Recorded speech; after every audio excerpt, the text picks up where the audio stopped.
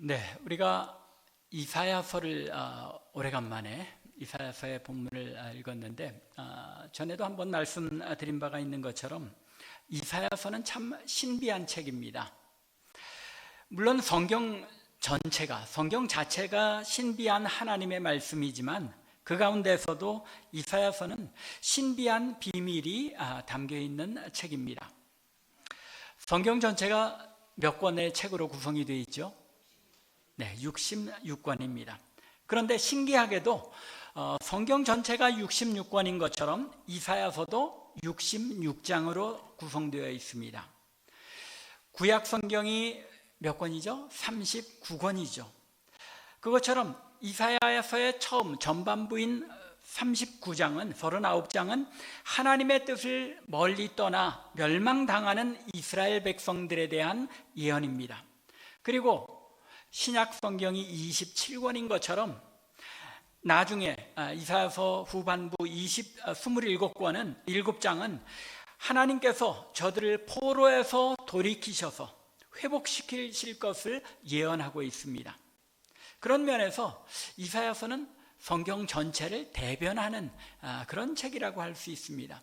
그런데 여기서 우리가 실수하지 말아야 하는 것은 성경의 이 장과 절의 구분이 언제 생긴 겁니까? 성경이 처음 쓰여졌을 때부터 장과 절이 있었던 것은 아닙니다. 주후 13세기에 이 장이 처음 나뉘게 되었고 16세기에 와서야 이제 절이 구분되었습니다. 하지만 오늘날 우리의 손에 하나님께서 들려주신 이 성경은 신비하게도 신약 성경, 구약 성경처럼 이사야서는 66장으로 66장으로 된 책으로 우리에게 들려졌다는 것입니다. 또한 이사야서는 구약의 복음서 혹은 제5복음서라는 그런 별명으로 불리기도 합니다. 복음이 무슨 뜻입니까? 복음은 여러분들 잘 아시는 것처럼 복된 소식이라는 뜻입니다. 마태복음, 마가복음, 누가복음, 요한복음 이 네 복음서를 가리켜 복음서라고 부르는 이유는 예수님께서 이 땅에 오셔서 우리를 위해 죽으심으로 말미암아 우리가 복된 구원의 복을 누리게 되었다고 해서 이 복된 구원의 소식을 담고 있기 때문에 복음서라고 부릅니다. 그런데 이사야서에는 하나님의 백성들을 바벨론 포로에서 노임을 받고 예루살렘으로 돌아오게 되는 이 구원의 소식이 담겨 있을 뿐만 아니라 장차 메시아가 오셔서 당신의 백성들을 구원하실 놀라운 구원의 사역이 예언되어 있기 때문에 이런 예언이 풍성하게 담겨 있기 때문에 구약의 복음서 혹은 신약의 사복음서 외에 존재하는 또 하나의 복음서라는 뜻에서 제5복음서라고 부르기도 하는 것입니다. 특별히 오늘 우리가 읽은 66장은 이사야서의 마지막 장으로 하나님께서 이스라엘을 바벨론 포로에서 회복시켜 주셔서 예루살렘으로 돌아오게 될 그 날에 대하여 그리고 더 멀리는 예수 그리스도께서 이 땅에 오셔서 하나님의 백성들이 주께로 돌아오게 하실 그 날을 바라보며 예언하고 있습니다. 이 마지막 장에서 하나님께서는 이사야 선지자를 통하여 이스라엘이 바벨론에 잡혀가게 된 이유가 무엇인지 또 그들이 회복된다는 것이 어떤 의미인지를 알려주심으로써 우리 여호와 하나님을 섬기는 신앙, 이 기독교 신앙의 본질이 무엇인지를 우리에게 일깨워 주십니다. 그러므로 오늘 읽은 본문을 중심으로 해서 하나님께서 우리 기독교 신앙에 있어서 가장 중요하게 여겨야 할 것이 무엇이라고 말씀하시는지 함께 살펴보며 은혜를 나누기를 바랍니다. 먼저 하나님께서는 오늘 본문 말씀을 통해서 여호와 하나님을 섬기는 신앙의 중심은 예배, 참된 예배다라고 말씀하십니다. 1절부터 4절에 걸쳐서 이 말씀을 강조하고 계신데 하나님께서는 이스라엘 백성들의 신앙이 무너지고 멸망을 당한 이유가 참된 예배가 그들에게서 점점 사라지게 되고 저들이 하나님을 올바르게 예배하지 못한 데서 비롯되었다는 것을 지적하십니다. 동시에 이스라엘 백성들이 포로 생활 가운데에서 자신들의 잘못을 깨닫고 참 예배를 회복하게 될 때에 하나님께서 저들을 본토로 돌아오게 하실 것임을 약속하시는 것입니다. 주전 586년 유다 왕국이 멸망하지요. 그 멸망이 단지 수도인 예루살렘 성이 함락되었기 때문에 멸망한 것이 아니라 예루살렘의 중심에 자리한 예루살렘 성전이 무너지면서, 즉 이스라엘 백성들에게, 하나님의 백성들에게 참된 예배가 점점 사라지게 되자 하나님께서 예루살렘 성전을 적들에게 무너지게 하심으로써 멸망한 것이고, 다시 이제 돌아와 성전에서 제사를 드리게 될 수 있게 되었을 때 이스라엘은 다시 회복된 것입니다. 이렇게 구약 성경은 이스라엘의 존재 여부가 무엇에 달렸다고 말씀하고 있습니까? 여호와 하나님을 섬기는 신앙에 달린 문제이며 그 중심에는 참된 예배의 문제가 자리하고 있다는 사실을 강조하고 있습니다. 오늘날 이 많은 교회들이 교회의 어떤 교회의 목표 또는 교회의 어떤 모토를 가지고 있습니다. 어떤 교회는 선교가 교회의 가장 중요한 것으로 여기는 교회도 있고, 어떤 교회는 제자 훈련을 어떤 교회의 사명으로 삼는 그런 교회도 있고, 다양한 주제를 교회의 모토로 삼고 있습니다. 그러나 뭘 놓치고 있는 겁니까? 교회의 존재는 무엇을 위한 것입니까? 하나님을 예배하는데 교회의 존재, 목적과 이유가 있다는 것을 놓치고 있는 것입니다. 제자를 삼는 일, 전도하는 일, 선교하는 일 모두 다 중요합니다. 그러나 그 모든 일은 하나님을 예배하는 자로서의 삶에 나타나는 부수적인 현상이고, 우리가 하나님을 예배하는 자들이기에 이루어가야 하는 일들이지, 그것이 예배를 대신해서 교회의 존재 이유가 될 수는 없는 것입니다. 그 말은 무슨 이야기입니까? 오늘날 많은 교회와 성도들이 하나님의 백성들의 존재 이유, 교회의 존재 이유에 대해서 정확한 이해에서 벗어나고 있다는 이야기입니다. 이런 맥락에서 하나님께서는 오늘 본문을 통하여 우리에게 참 예배가 어떤 것인지를 지적하십니다. 그런데 이 이사야서를 통해서 하나님께서 우리에게 참 예배가 무엇인지를 알려주시는 그 방법이 반어법이라고 해야 될까요? 무엇이 참 예배가 아닌지를 지적하심으로써 참 예배가 어떤 것인지를 우리에게 알려주십니다. 첫 번째는 참 예배는 장소, 즉 성전의 문제가 아니라는 사실을 지적하십니다. 1절입니다. 여호와께서 이와 같이 말씀하시되 하늘은 나의 보좌요 땅은 나의 발판이니 너희가 나를 위하여 무슨 집을 지으랴? 내가 안식할 처소가 어디랴? 무슨 말씀입니까? 그 어떤 것도 하나님이 거하시기에는 부족할 수밖에 없다는 것입니다. 하나님을 모실 수 있는 장소는 이 세상에 그 어느 곳도 없다는 말씀이죠. 하나님께서 얼마나 크고 위대하신 분인지를 말씀하고 있습니다. 무한한 하늘조차도 이 위대하신 하나님을 가두어둘 수 없을 정도로 크신 분이시기에 하나님께서는 하늘을 보좌로 삼으시고 땅을 발판으로 삼으시는 분이라고 선언하십니다. 우주 만물의 모든 것을 지으신 하나님이시기에 이 세상에 그 어떤 곳, 그 어떤 장소도 하나님을 수용할 수 없다는 사실을 강조하고 있는 것입니다. 하물며 이 땅에 사람의 손으로 지은 성소가 아무리 아름답고 아무리 웅장하다 하더라도 하나님께서 거하실 만한 장소는 되지 못한다는 것입니다. 예루살렘 성전이 하나님의 성전이 있고 하나님께서 계신 곳이라고 불리는 이유는 그 예루살렘 성전이 크고 아름다워서가 아니라 하나님께서 그곳에 거하시기로 작정하시고 그곳에서 당신의 백성들을 만나 주시는 곳이기 때문에 예루살렘 성전이 거룩한 것입니다.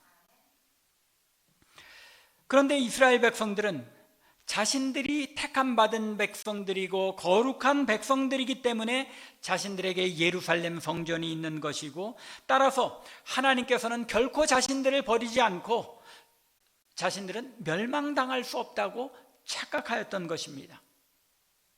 무엇을 착각하고 있는 겁니까? 내용과 형식을 착각하고 있는 것이죠.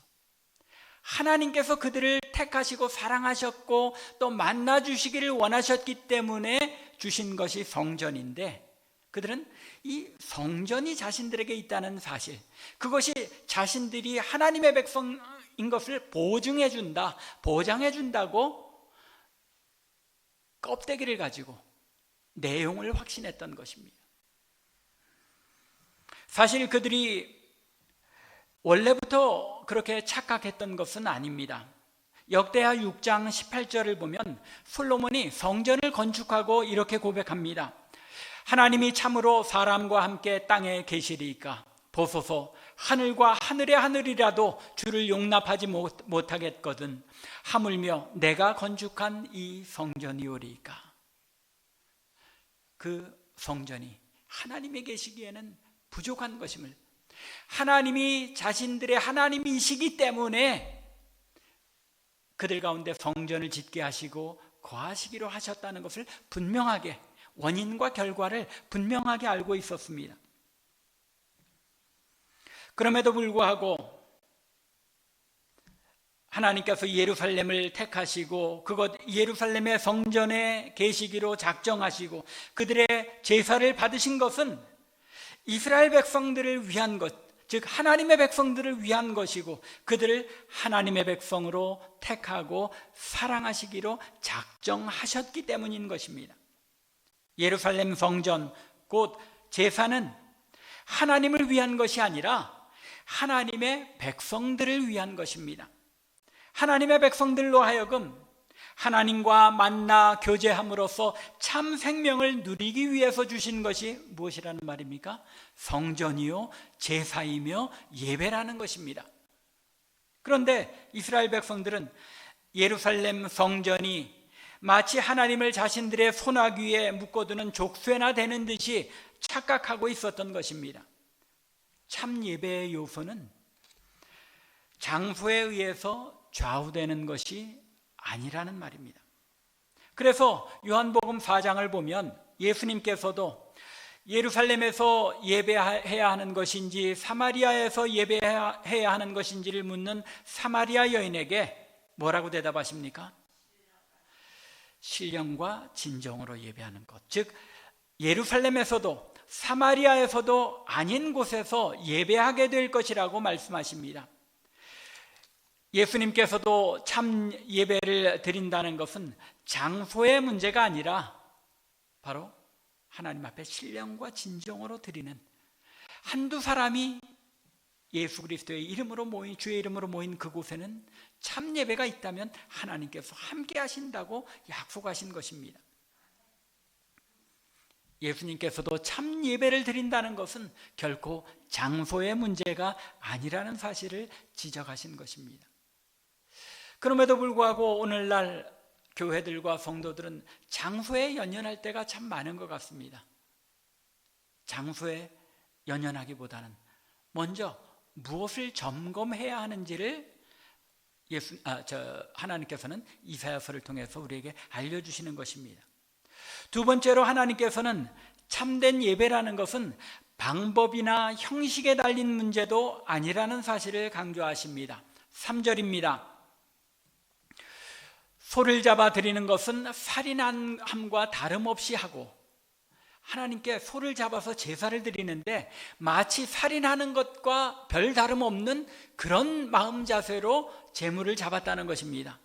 어린 양으로 제사를 드리는 것은 개의 목을 꺾음과 다름없이 하며, 드리는 예물은 돼지의 피와 다름없이 하고, 분향하는 것은 우상을 찬송함과 다름없이 행하는 그들은, 이스라엘 백성들이 하나님께 소를 드리고 어린 양을 드리고 향을 드리는데, 개를 잡거나 사람을 죽이거나 하는 것과 별다른 감흥이 없이 하나님 앞에 그 일들을 행했다는 것입니다. 어떤 모습으로 행했다는 겁니까? 구태의연하게 습관적인 모습으로 그냥 재물을 잡고 분향하였다는 것입니다. 그런데 그것에 대하여 하나님께서 뭐라고 말씀하십니까? 그들은 자기의 길을 택하여 그들의 마음은 가증한 것을 기뻐한 것이라고 말씀합니다. 이러한 태도로 하나님 앞에 제물을 드리고 제사 드리는 것은 무엇과 마찬가지라는 겁니까? 하나님께서 미워하시는 가증한 것, 우상 숭배와 다름없는 일이라는 것입니다. 이스라엘 백성들이 하나님께 제물을 드리는 마음의 태도가, 하나님 앞에 예배하는 마음의 태도가 어떠했는지를 적나라하게 말씀하신 것입니다. 그들이 그 어떤 제물을 드릴지라도 그들이 제물을 드리는 그들의 마음과 태도는 마치 우상을 섬기는 것과 다름없이 행하였다고 한탄하신 것입니다. 그 어떤 예물을 율법에 정해진 형식에 맞춰서 드린다고 할지라도 참된 예배의 본질이 빠진 예물은 마치 우상 숭배와 마찬가지라는 점을 지적하신 것입니다. 오늘날 우리의 예배에 적용하면 어떻습니까? 여러분들이 이 자리에 나와 예배하고 수없이 하나님 앞에 드리는 예배에 참여할지라도 거기에 참 예배자로서의 자세가 없다면 그 예배는 우상 숭배와 별다를 것이 없다는 것입니다. 오늘날 우리의 예배가 하나님 앞에 어떻게 드려지고 있는지를 잘 점검해 보아야 한다는 것입니다.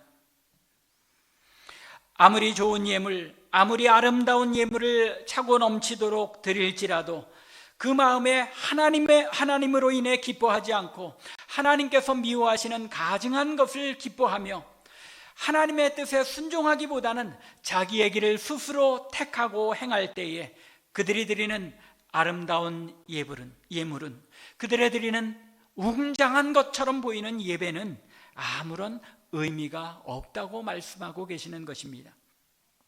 참된 예배는 장소에 달린 문제도 아니고 또 방법이나 형식에 달린 문제도 아니라는 것입니다. 그렇다면 무엇이 참된 예배의 본질입니까? 세 번째로 참된 예배의 본질을 우리에게 말씀하시는데, 참된 예배의 본질은 예배하는 자의 마음에 있다는 것입니다. 2절 하반절입니다. 나 여호와가 말하노라, 내 손이 이 모든 것을 지었으므로 그들이 생겼느니라. 무릇 마음이 가난하고 심령에 통회하며 내 말을 듣고 떠는 자, 그 사람은 내가 돌보려니와. 무엇을 말씀하고 계시는 것입니까? 하나님을 예배하는 데 있어서 가장 중요한 것은 장소도 아니요 방법이나 형식도 아니요 예배하는 자의 마음에 달려있는 것이라고 말씀하고 있는 것입니다. 무릇 마음이 가난하고 심령에 통회하며 내 말을 듣고 떠는 자가 바른 예배자라고 알려주시는 것입니다. 하나님의 거룩하심 앞에서 두려워 떨며 그 하나님의 말씀을 들으며 우리의 마음에 애통하며 하나님 앞에 엎드리지 않는 예배는 참된 예배가 못 된다는 것입니다. 이것이 참으로 하나님 앞에서 서서 예배하는 자의 마음이어야 한다는 것입니다. 그래서 다윗은 시편 51편 16절과 17절에서 이렇게 고백합니다. 주께서는 제사를 기뻐하지 아니하시나니 그렇지 아니하면 내가 드렸을 것이라. 주는 번제를 기뻐하지 아니하시나이다. 하나님께서 구하시는 제사는 상한 심령이라. 하나님이여, 상하고 통회하는 마음을 주께서 멸시하지 아니하시리이다. 하나님께서 받으시는 예배는 우리의 상한 심령, 상하고 통회하는 마음을 하나님께서 받으신다는 것입니다. 하나님께서는 분명하고도 확실하게 하나님을 예배할 때에, 하나님께 제사를 드릴 때 어떤 방법과 어떤 형식으로 제사해야 하는지를 율법으로 정해 주셨습니다. 그리고 하나님의 백성들에게 그 율법을 알려주셨습니다. 하지만 그러한 방법과 형식은 전적으로 하나님께 순종함으로써 하나님을 만나게 하기 위하여 주신 방법과 수단일 뿐이며, 정작 제사와 예배에 있어서 중요한 것은 예배를 통해 죄인이 거룩하신 하나님을 만나는 것이기에 그 마음이 두려워 떨며 상한 마음으로, 죄사함을 간절히 간구하는 마음으로 하나님 앞에 설 때, 그것이 바로 예배의 가장 중요한 요소라는 것입니다. 그래서 구약 성경을 보면 거룩하신 하나님의 앞에 서게 되는 이 선지자들, 또 구약의 인물들을 보면 두려워 떨었던 것을 볼 수 있습니다. 이사야서 6장을 보면 거룩하신 하나님 앞에 선 이사야 선지자가 자신이 죽게 되었음을 고백합니다. 우시아 왕이 죽던 해에 내가 본즉 주께서 높이 들린 보좌에 앉으셨는데 하나님의 보좌 앞에 나아가 그 보좌를 본 것입니다. 천사들이 3절을 보면 서로 불러 이르되 거룩하다 거룩하다 만군의 여호와여 그의 영광이 온 땅에 충만하도다 하고 선포하는 가운데 이 이사야가 거룩하신 하나님을 뵌 것을 알게 되었을 때 5절을 보면 그때에 내가 말하되 화로다 나여 망하게 되었도다. 나는 입술이 부정한 사람이요 나는 입술이 부정한 백성 중에 거하면서 만군의 여호와이신 왕을 배웠음이로다. 죽을 수밖에 없는 죄인인 내가 거룩하신 영광 중에 계시는 그 왕을 배웠도다. 그러므로 나는 하나님의 거룩하심 앞에서 죽을 수밖에 없는 자가 되었도다 라고 고백하고 있는 것입니다. 모세도 역시 출애굽기 3장 6절을 보면 떨기나무 불꽃 가운데 나타나신 그 하나님의 영광을 보면서 6절에 보면 모세가 하나님 배웠기를 두려워하여 얼굴을 가렸다고 하고 있습니다. 하나님의 영광을 볼 수 없는, 그 거룩하신 하나님을 볼 수 없는 죄인인 것을 깨닫게 되었을 때 얼굴을 가렸다는 것입니다. 이처럼 하나님께서 거룩하신 하나님이시기에 마음에 진정한 회개가 없이 드리는 제물, 자신의 죄악된 모습을 인정하고 하나님께 간절하게 죄사함을 간구하는 마음 없이 드리는 제물과 예배는 거룩하신 하나님을 경홀히 여기며 경홀히 여기는 가장 대표적인 신성 모독이 되어진다는 것입니다. 하나님을 두려워하지 않고 하나님을 예배한다는 것, 하나님을 만홀히 여긴다는 것입니다.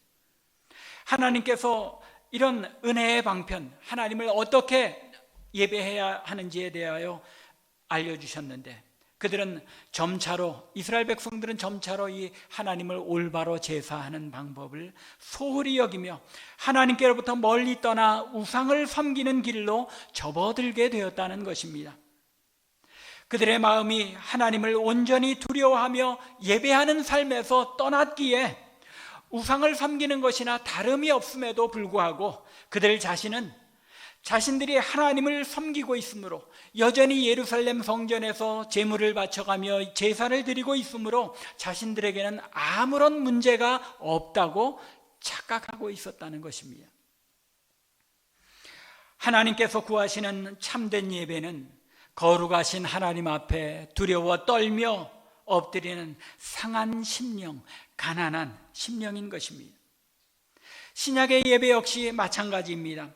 하나님께서 우리 죄인들을 만나주시는 것이기에 두려움과 떨림 가운데 하나님 앞에 서야 하는 것이고, 자신의 죄를 늘 돌아보고 하나님 앞에 회개하고 통회하는 마음으로 상한 심령으로 하나님 앞에 엎드려야 하는 것입니다. 우리의 예배를 다시 한번 돌아볼 수 있는 시간이 되기를 바랍니다. 말씀드린 것처럼 우리 참빛교회는 예배를 우리 교회의 가장 우선순위로 삼는 교회입니다.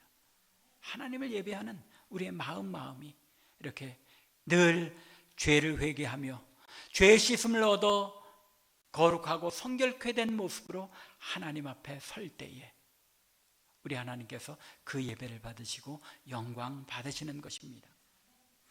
하나님께서 오늘 본문을 통하여 참된 예배에 대하여 우리에게 알려주시는 네 번째 내용은 하나님께서는 형식으로만 예배를 드리는 자를 심판하신다는 사실입니다. 4절입니다. 나 또한 유혹을 그들에게 택하여 주며 그들이 무서워하는 것을 그들에게 임하게 하리니 이는 내가 불러도 대답하는 자가 없으며 내가 말하여도 그들이 듣지 않고 오직 나의 목전에서 악을 행하며 내가 기뻐하지 아니하는 것을 택하였음이라 하시니라. 하나님을 올바르게 예배하는 길에서 떠난 자들을 하나님께서도 포기하시고 저들을 그들의 유혹 가운데 빠져들게 내버려 두시겠다고 선포하신 것입니다. 왜요? 하나님께서 그들에게 어떻게 하나님을 올바로 예배할 수 있는지에 대하여 말씀하고 가르쳐 주셔도 그들이 그 말씀에 귀 기울이지 않았기 때문이라는 것입니다. 그 결과 그들이 두려워하는 것, 결코 멸망하지 않으리라는 그들의 자신감에 멸망을 임하도록 내버려 두셨다는 것입니다.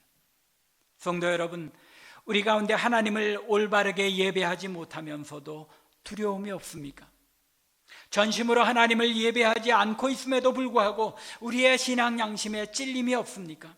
그렇다면 하나님께서 그 마음을 강팍하게 내버려 두신 결과인 것을 깨닫고 두려워해야 하는 것입니다.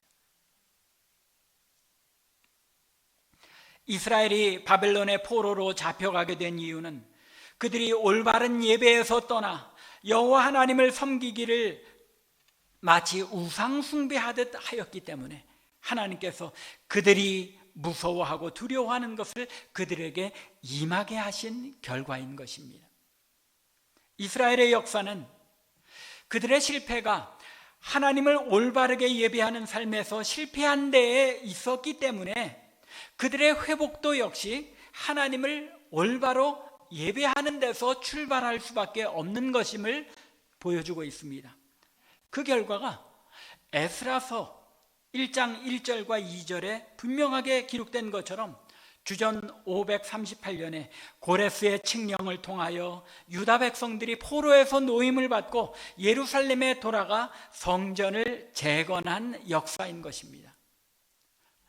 에스라 1장 1절과 2절을 보면 바사왕 고레스 원년에 여호와께서 바사왕 고레스의 마음을 감동시키셔서 조서도 내리게 하셔서 이르시되 바사왕 고레스는 말하노니 하늘의 하나님 여호와께서 세상 모든 나라를 내게 주셨고 나에게 명령하사 유다 예루살렘에 성전을 건축하라 하셨나니. 이스라엘 백성들을 풀어준 이유가 무엇이라고요?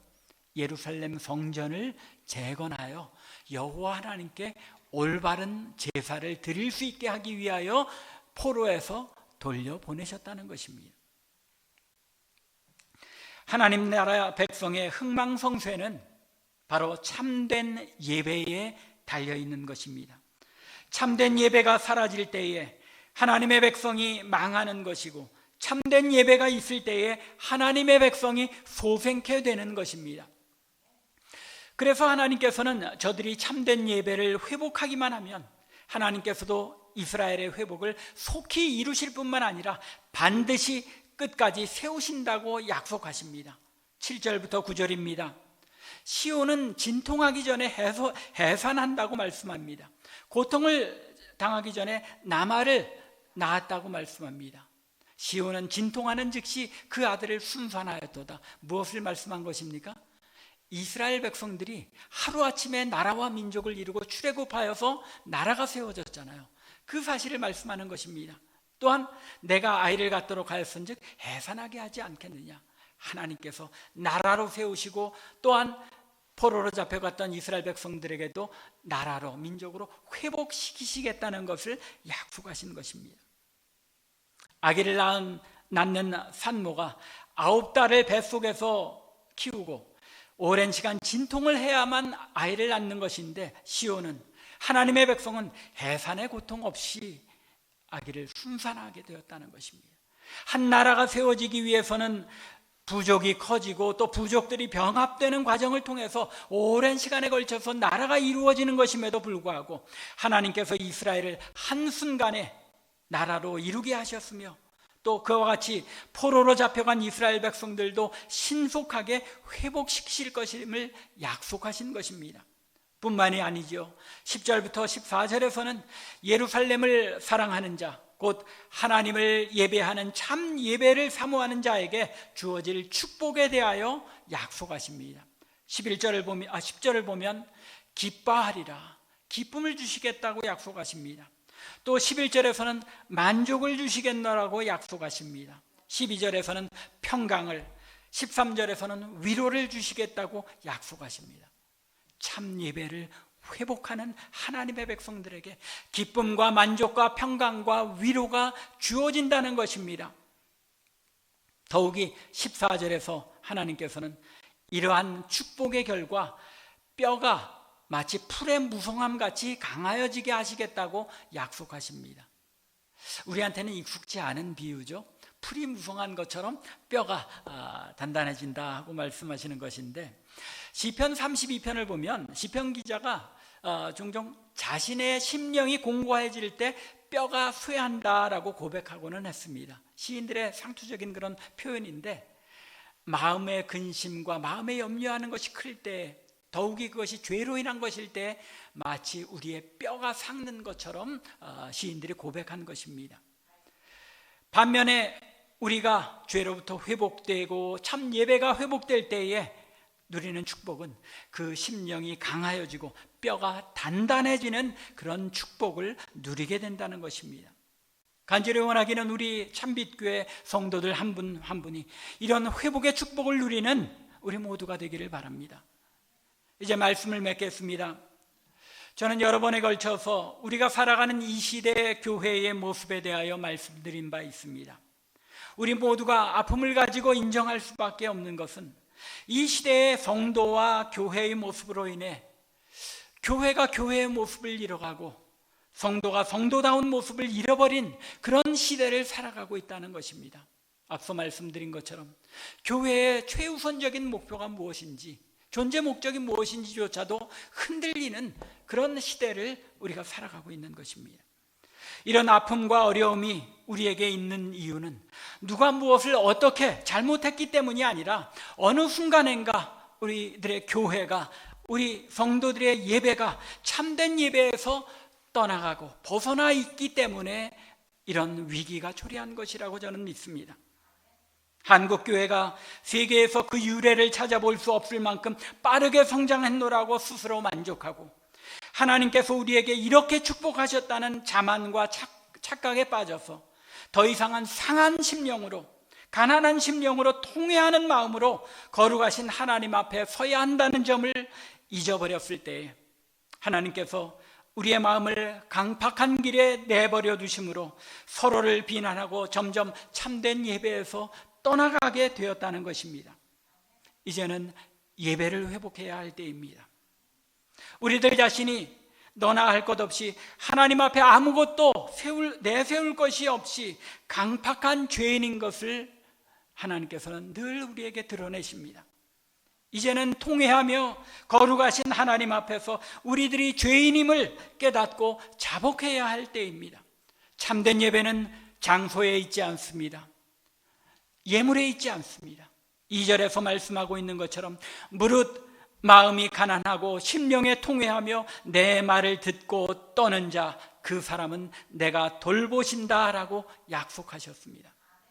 하나님의 말씀을 듣는 중에 거룩하신 하나님의 임재하심을 느끼고 두려워 떠는 우리들 되기를 바랍니다.